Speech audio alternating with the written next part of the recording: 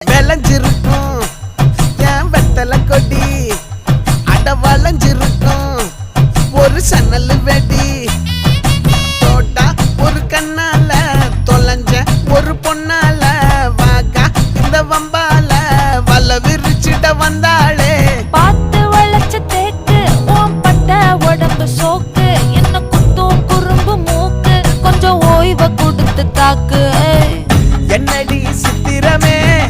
இங்க நீ பத்திரமே